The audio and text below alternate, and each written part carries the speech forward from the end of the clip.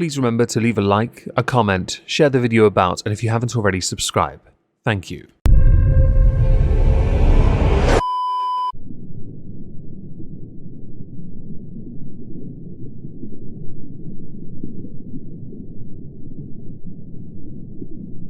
Well, isn't this just fantastic?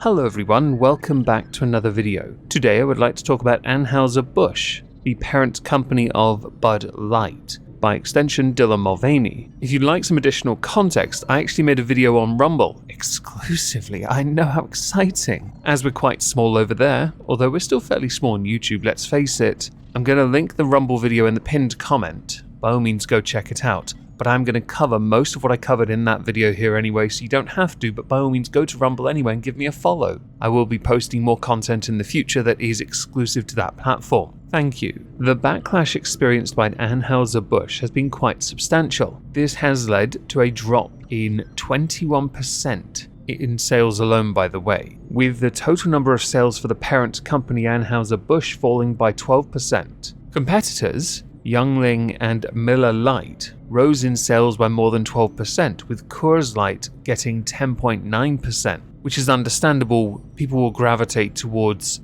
other more casual to consume beverages, even if I think all of them are absolute trash. The word light does you no favors. But also whiskey is better. Budweiser was also hit with a knock-on effect of the controversy by dipping 11.5% in sales. But there's more. I mentioned other companies that are underneath the umbrella of Anheuser-Busch. You have Busch dropping 5.3% and Natural dropping 6%. Here is, if you're interested, a graph of it. The global CEO of Anheuser-Busch blamed misinformation and disinformation that was being spread online for making people believe cans with Mulvaney's face were being rolled out for sale across the US. There is a point there. I thought it was a novelty sent to Dylan Mulvaney. I didn't for a moment believe that these cans were going to be rolled out nationally or internationally, because realistically there's no point to that. During an earnings call with investors last week, the CEO had said that the company is going to provide financial support to frontline workers and also give them free beer. When speaking to the Financial Times, he said people often talk about this topic in social media like noise. You have one fact and every person puts an opinion behind the fact, and then the opinions start to be replicated fast on each and every comment. By the time that 10 or 20 people put a comment out there, the reality is no longer what the fact is, but more about what the comments were. A very complicated way of saying Chinese whispers. Remember that as a child? Yes. Adding, we never intended to make it for general production and sell for the public. It was one post, it was not an advertisement. Are you sure about that? Because it kind of is an advert. It's a paid promotion. That, on the face of it, seems a bit disingenuous, because surely you paid Dylan Mulvaney for this in the first place. He's also accused online sphere of fabricating advertisements of Dylan Mulvaney and Bud Light, being quoted as saying that had nothing to do with Bud Light, it was just pure social media creation. He also promised investors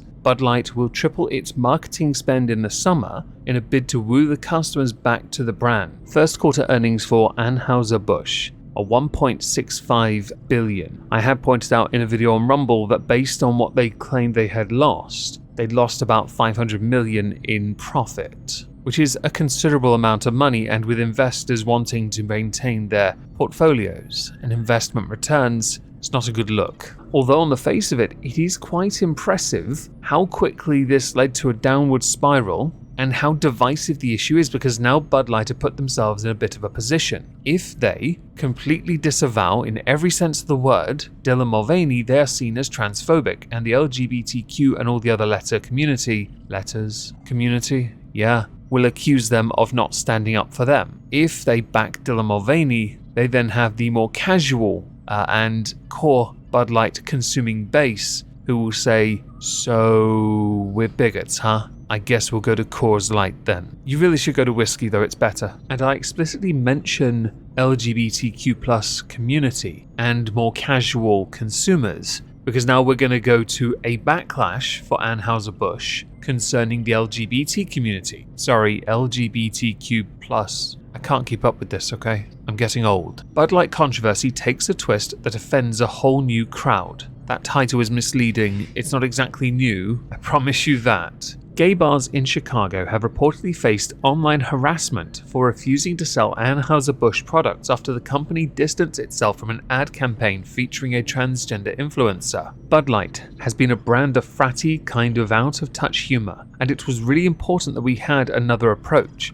That's from the former VP of Marketing. Yeah, former for a reason, everyone. This did her no favors. I had a really clear job to do when I took over Bud Light, and it was this brand is in decline. It has been in decline for a really long time. If we don't attract young drinkers to come and drink this brand, there will be no future for Bud Light. So I had this super clear mandate. We have to evolve and elevate this iconic brand. That's additional quote from the former VP of Marketing. I like that you say it's in decline beforehand, but because of what you've done, it's in a significant decline. Interesting. Your role as VP of Marketing, that's interesting. I think we call it self-sabotage. Now, which way round is it? There are no bad targets, only bad tactics? Or is it there are no bad tactics, only bad targets? It's so difficult to choose which one. In total, 5 Chicago gay bars are boycotting Anheuser-Busch. Sidetrack Bar in Chicago's Lakeview neighborhood shared a post on Instagram saying that for 41 years, Sidetrack has encouraged liquor and beer companies that have wished to garner LGBTQ+ customer base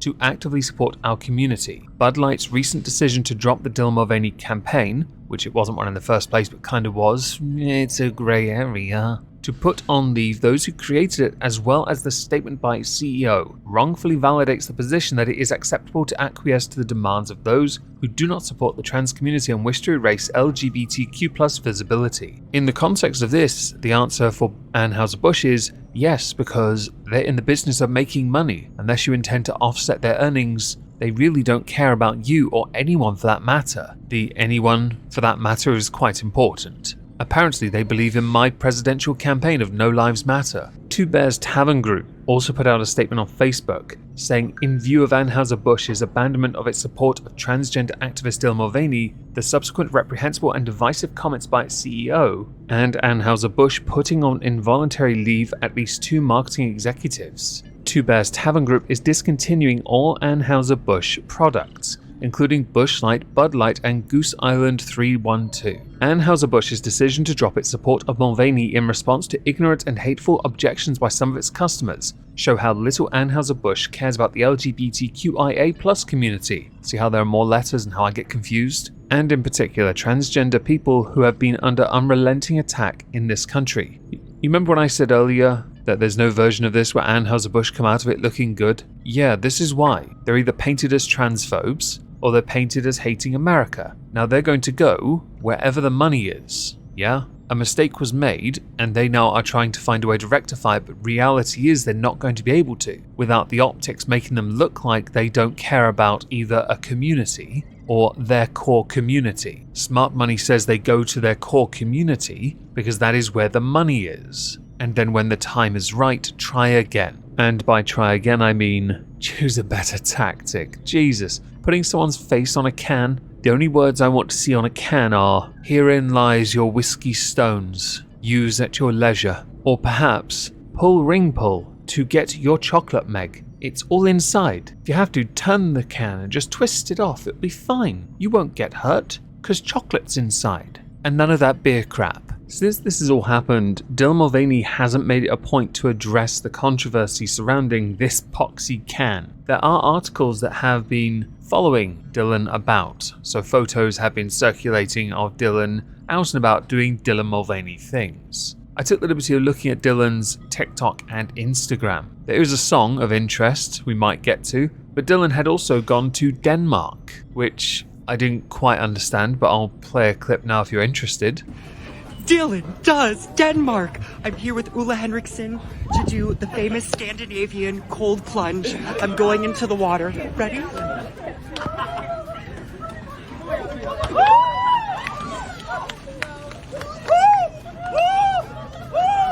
Dylan has also put out a song on Instagram and TikTok. I'm not going to read any of the comments, by the way, from these TikToks because a lot of them say, but you're a man, which has led to Dylan restricting the comments on TikTok and on Instagram, which means they're moderated. Yeah, I'm not going to be drawn in on that part. Once divisive or in the area of being divisive, you are going to struggle regardless to unwind yourself from that. Dylan has, though, spoken out about the relentless backlash. During an appearance on the Dear Shoila podcast, Dylan said that she's trying to hold grace for people targeting the LGBTQ+ community, explaining that she hopes they will be able to see the beauty, humanity, and importance of identity. On Chelsea Handler's podcast, Dear Chelsea, Dylan said that by being misgendered by the media, they were breaking Dylan's heart, adding, "These haters, they really wore me down for a second. Dysphoria, truly, it feels like a darkness that washes over you. And it is those moments of being misgendered that makes me so sad. It's sad that there are still so many people trying to use this really beautiful journey against me and twisting my words and taking things out of context. But at the end of the day, I'm happier than I've ever been. I can't imagine going back to that other person. It breaks my heart to even think about it." Dylan's also indicated that Dylan is struggling to sleep, something which I understand fully when one is on the receiving end of vast amounts of criticism. I'm going to call it that as an umbrella term for everything else as well, because what is hate can be quite nebulous. I'm not denying that people aren't crossing the line, by the way, so don't try and push me into that area, okay? I'm using the umbrella term of criticism because it is the easiest way of doing it rather than spending an extra 5 to 10 minutes going through far too many comments about this. Now, I'm going to play the song that had featured on Instagram and TikTok for your pleasure. If I were a fish and you caught me, you'd say, look at that fish, shimmering in the sun. Such a rare one, can't believe that you caught one. If I were a fish and you caught me, you'd say, look at that fish, heaviest in the sea. You'd win first prize if you caught me. Why is everybody on the internet so mean? Because the internet's full of dickheads, Dylan. Your song just told me you don't know how to internet or how the internet even works. I managed to successfully prove that once by telling my audience to leave hateful comments and to downvote an entire video just on principle because it was amusing, and they, oh boy, they really gave it a good go.